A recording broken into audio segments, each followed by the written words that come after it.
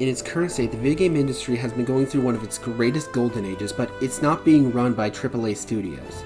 It is being run by small indie teams who, while having starts on sites such as Newgrounds and Game Jolt, have become large enough to release physically and even be recognized by Game Awards. Many of these games like Cave Story, Shovel Knight, Hat in Time, and even Hades have become well liked by critics and fans alike. And one of my personal favorites is Hollow Knight, released in 2017 by Ari Gibson and William Pellin. It has become a well-loved game with a strong community of speedrunners, fan artists, and animators. But what originally drew people into the game was its world building. Oliver Fox, in his explanation of world building, explains there's two main kinds of world building, hard and soft world building. Lord of the Rings is hard world building. It explains its world, cultures, and backgrounds that are given directly to you. While in soft contrast, Miyazaki's Spirited Away only explains what it needs to, leaving the rest up to background details. Now on the spectrum of background, Hollow Knight more falls in line with Star Wars, where there is a mix of both. While the game does have tons of lore tablets, characters, and explanations to what's going on, it's also filled with background details and subtext to explain its story. Even in the opening cutscene, you're not given exactly why you're there, just small narrative hooks that you use to continue exploring. But none of this would work if it weren't for its visual style. Hollow Knight's visuals are pleasing to the eyes with the cooler color scheme of blues, blacks, and greens of the overworld. This contrasts well with the bright orange of the infection and the white head of your character, which makes it easier to follow. Taking place in a rundown kingdom, it gives each area a sense of cohesion as they all fit into how it operated in its heyday. From the rainfall of the City of Tears, the gem-filled crystal peaks, all the way down to the Void of the Abyss, each area feels carefully placed and cohesive with each other. Many online critics, like Joseph Anderson in his review of the game, says that the game's areas feel super similar to each other and some even feel unfinished. I would partially agree with this. On the one hand, I think that visually the game stands out, but in terms of layout, the blocky corridors can seem rather out of place. But what isn't subdued is this game's soundtrack. Composed by Christopher Larkin, his music fits the game flawlessly, building the game's atmosphere and story. Each song creates a beautiful aesthetic that remains different from each other, from solemn sadness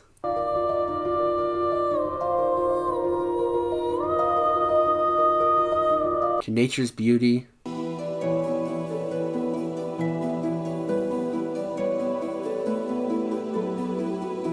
to chivalrous fun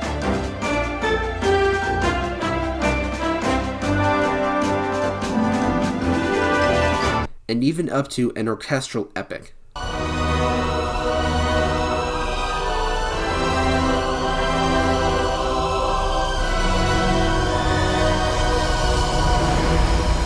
These effects, along with the rest of Hollow Knight's presentation, makes the world feel more alive and lived in. But it doesn't matter how strong your presentation is if the food you're preparing isn't satisfying. For Hollow Knight, the short answer if the food is good is yes, but it has some weak parts. Hallownest is a massive open-ended map that, while it can be explored more linearly, is easily open for off-the-beaten exploration. Here's my own personal example. After getting Mantis Claw, you're supposed to head to the City of Tears and pick up Dive, which will lead you to the Crystal Peak. Instead, I bought the lantern, went to Crystal Peak, down into the resting grounds, and then all the way back across to Deep Nest. It wasn't until much later that I finally explored the city.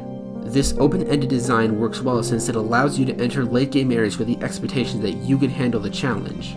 And to complement the world, its slew of power-ups which, along with the game's tight controls, makes exploring quite enjoyable. However, this kind of world design can lead to a lot of meandering.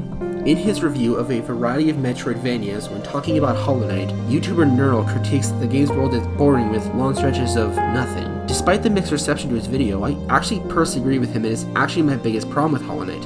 The pacing. Early on, you don't get a dash for quite a long while, but even after that, it can take a long while to reach new benches to save, and there are certain areas where it feels really stretched out. The worst example are the return trip to bosses after dying, specifically Soulmaster, Tradelord, and especially Hive Knight, where if you don't find the breakable wall, it can cause you to re-explore the entire hive just to get another shot at the boss. This also includes moments such as the slow progression of combat mechanics from simple to complex, selling relics and dialogue boxes. However, I'd say a lot of Hollow Knight's greatest contention comes is in its difficulty. Many have critiqued Hollow Knight for its high difficulty, many comparing it to Dark Souls and as a wall for entering the game. As for myself, that difficulty is what makes it so fun. Hollow Knight does a great job of tutorializing its mechanics before throwing you into the fray. Its combat and platforming both provide a challenge that feels fair and exciting to overcome. I will say, however, that the game's high difficulty can be a wall for people who want to get into the game, but surpassing that challenge is incredibly satisfying. I feel like Hollow Knight has been given a massive disservice by many calling it the greatest Metroidvania of all time, because to me, it's more of an action-adventure with Metroidvania elements, much like how Cult of the Lamb is more Animal Crossing with roguelike elements rather than a roguelike with Animal Crossing elements. But taken as it is, at $20 or less, Hollow Knight is one of my favorite games whose qualities draw the player in with an expansive world, a strong difficulty curve, and a mesmerizing presentation that has kept fans attached to this game. In short, while the main character is known as Hollow, the game is filled with life.